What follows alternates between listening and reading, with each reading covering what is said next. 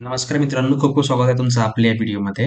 मित्रांनो, आजच्या व्हिडिओमध्ये मी तुम्हाला इथे जो उद्या जो ए-टी-के-टीचा पेपर होणार आहे, मराठी 210 एस-वाय-बी-ए. ठीक आहे. ए-टी-के-टीचा पेपर आहे वाय-सी-एम-यू. मित्रांनो, याचे मी तुम्हाला आज आय-एम-पी क्वेश्चन सांगणार आहे. माझ्याकडे इथे जवळपास 4-5 जुन्या प्रश्नपत्रिका आहेत. ठीक आहे. यामध्ये मी तुम्हाला आय-एम-पी क्वेश्चन सांगणार आहे, जे तुम्हाला परीक्षेमध्ये येतील असे तुम्हाला त्यासाठी तुम्हाला मी संभाव्यता सांगेल आणि तुम्ही त्या प्रकारे तुम्ही अभ्यास करू शकता. ठीक आहे. मित्रांनो, तुम्हाला जर काही प्रश्नपत्रिका पाहिजे असेल, तर तुम्ही आपलं ॲप्लिकेशन आहे Play Storeवरती परीक्षित अभ्यास ए टू टॉक. ठीक आहे. असं तुम्हाला नाव सर्च करायचं आहे. तुम्हाला मिळून जाईल. ठीक आहे. किंवा तुम्हाला व्हिडिओच्या डिस्क्रिप्शनमध्ये एक लिंक मिळेल.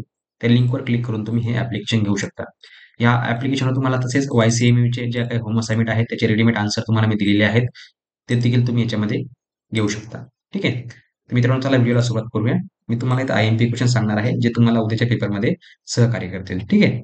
तर सगळ्यात पहिला बघा आय-एम-पी क्वेश्चन आहे आपल्याकडे. कथा आणि कादंबरी यांचे तुम्हाला साम्यभेद जे आहे ते वाचून घ्यायचं आहे. तसेच कथा आणि कादंबरी कशाला म्हणायचं हे देखील तुम्हाला वाचून घ्यायचं आहे. ठीक आहे. याच्यामध्ये एक कथा आहे बघा, अंगणातील पोपट. ही देखील तुम्हाला कथा वाचून घ्यायची आहे. त्यावर तुम्हाला एक प्रश्न पडू शकतो. त्यानंतर जसं की आपण सांगितलं कथा आणि कादंबरी, तर हे देखील तुम्हाला वाचून घ्यायचं आहे. याबद्दल तुम्हाला या साहित्य प्रकाराबद्दल तुम्हाला माहिती लिहिता आली पाहिजे. कादंबरीतील पत्रांचे प्रकार कोणते? ठीक आहे. हे देखील तुम्हाला सांगायचं आहे. त्याच्यानंतर बघा समोर अजून काय, पण लक्षात कोण घेतो? ही कादंबरी तुम्हाला वाचून घ्यायची आहे. यावर तुम्हाला एक प्रश्न येऊ शकतो. ठीक आहे. तुम्हाला सगळ्या कादंबऱ्या वाचून घ्यायच्या आहे आणि कोणत्याही कादंबरीशी निगडीत तुम्ही कोणतेही उत्तर लिहू शकता. फक्त तुम्हाला थोडंसं त्याच्यामध्ये थोडं तुम्हाला सहकार्य करून लिहावं लागेल. ठीक आहे. ब्राह्मण कन्या ही कादंबरी, किडलेली माणसं ही एक कादंबरी आहे. राधी या कथेतील आबा हे व्यक्तिचित्र तुम्हाला रेखाटायचं आहे. ठीक आहे. ठीक आहे. राधी या कथेमध्ये आबाचे जे व्यक्तिचित्र आहे, ते तुम्हाला वाचून घ्यायचे आहे. तुम्ही तुमच्या शब्दामध्ये लिहू शकता. ऋषी कुमारचा घोडा कोणता होता? ठीक आहे. या घोड्याचे देखील तुम्हाला वर्णन वगैरे करायला विचारलं जाऊ शकतं. ठीक आहे. नंतर कादंबरी तुम्हाला वाचून घ्यायचं आहे. बनगरवाडी देखील कादंबरी तुम्हाला वाचून घ्यायची आहे. धोंडो केशव करे कोण होते? याच्याबद्दल तुम्हाला माहिती असायला पाहिजे. तुम्ही मनाने देखील लिहू शकता. प्रादेशिक कादंबरी म्हणजे काय? हे देखील तुम्हाला वाचून घ्यायचं आहे. त्याच्यानंतर बघा, भूक ही जी कथा आहे, ही देखील तुम्हाला वाचून घ्यायची आहे. प्रतिमा, प्रतीक आणि रूपक कशाला म्हणायचं? हे तुम्हाला लिहिता आलं पाहिजे. पानिपत कादंबरीतील लेखात आलेली महत्त्वाची नावे तुम्हाला लिहायची आहेत. पानिपत कादंबरी. ठीक आहे. तर हे झाले याच्यामधले आपले आय-एम-पी क्वेश्चन. अजून बघूया आपण कुठले आहेत आपल्याकडे. जसं की आता तुम्हाला सांगितलं मी कथेचं तुम्हाला वाचून घ्यायचं आहे. मराठी मौखिक परंपरा म्हणजे काय? ठीक आहे. ते तुम्हाला वाचून घ्यायचं आहे. कोणत्याही 5 कथाकारांची तुम्हाला नावं वगैरे विचारली जाऊ शकतात. ठीक आहे. ते तुम्हाला लिहिता आली पाहिजे. नवकथेचे स्वरूप स्पष्ट करा. तुम्ही याच्यामध्ये कथेचं महत्त्व लिहू शकता. राधा ह्या कथेतील आबाचे व्यक्तिचित्र रेखाटा, जसं आपण अगोदर बघितलं आहे. नागिन ही कथेची आशय तुम्हाला लिहायचा आहे. नागिन. भूक या कथेबद्दल तुम्हाला विचारलं जाऊ शकतं. तुम्हाला सगळ्या कथा वाचून घ्यायच्या. जसं मी तुम्हाला सांगितलं, कोणत्याही कथेमध्ये तुम्ही कोणत्याही कथेची माहिती लिहू शकता. ठीक आहे. चिमणा असेल, कथानक असेल, ठीक आहे. नायक पात्र, सूचकता, ठीक आहे. ब्राह्मण गणिते, सत्यवृत्त, यमुना पर्यटन, ठीक आहे. हे देखील तुम्हाला लिहायचं आहे. एकदम सोपं आहे, काही अवघड नाही. कथा म्हणजे काय? कथेचे प्रकार. ठीक आहे. हे सांगितलं आपण. अंगणातील पोपट वाचून घ्या. नायक पात्र, यमुना पर्यटन, आता आपण बघितलं.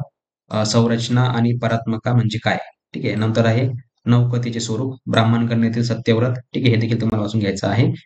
राधी या कथेमध्ये आबाचं आणि कृष्णाबाईचं व्यक्तिचित्र तुम्हाला विचारलं जाऊ शकतं दोघांपैकी एक. ठीक आहे. राधी या कथेतलं तर तुम्हाला लिहिता आलं पाहिजे दोघांपैकी एक. नागिन या कथेचं वाचून घ्यायचं आहे. नंतर बंगरवाडी कादंबरी, गारबीचा बापू, चक्र, सगळ्या तुम्हाला कथा वाचून घ्यायच्या आहे. तुम्ही तुमच्या शब्दामध्ये तुम्हाला जसं तडजोड करून लिहिता येईल तसं तुम्ही लिहू शकता. ठीक आहे. ओके.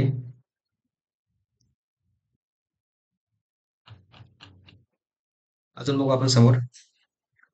कथा म्हणजे काय? कथेचे उपप्रकार सांगा, हे तुम्हाला लिहायचं आहे. नवकथा म्हणजे काय? ते देखील तुम्हाला लिहायचं आहे. कथेतील कलात्मका ही संकल्पना स्पष्ट करायची आहे.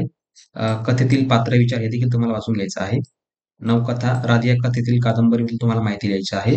नागिन कथा, भूक, कादंबरी, कथानक, कादंबरीतील ठीक आहे, लेखाचे दृष्टिकोन, कादंबरीतील भाषेविषयी थोडक्यात, नकलबंदी, लोकप्रिय कादंबरी, ठीक आहे. हे सगळं जे आहे मित्रांनो तुम्हाला वाचून घ्यायचं आहे. ठीक आहे. एकदम सोपं आहे. काही अवघड नाहीये. ठीक आहे. तुम्हाला हे सगळं लिहिता आलं पाहिजे. ओके. तर याच्यामध्ये तुम्हाला आता जवळपास बरीच तुम्हाला माहिती याच्यामध्ये सांगितलेली आहे. ठीक आहे. तर हे आय-एम-पी क्वेश्चन जे आहे तुम्हाला ते उद्या येतील. तुम्हाला मित्रांनो हे ॲप्लिकेशन डाउनलोड करायचं आहे. यामध्ये तुम्हाला मी जुनं प्रश्नपत्रिका, आय-एम-पी क्वेश्चन्स आणि होम असाइनमेंटची उत्तरं दिलेली आहेत. ते तुम्ही डाउनलोड करू शकता की बघू शकता. ठीक आहे. तर अशा मित्रांनो तुम्हाला व्हिडिओ आवडला असेल तर भेटूया पुढच्या व्हिडिओमध्ये. तोपर्यंत बघत राहा, शिकत राहा. जय हिंद, जय महाराष्ट्र.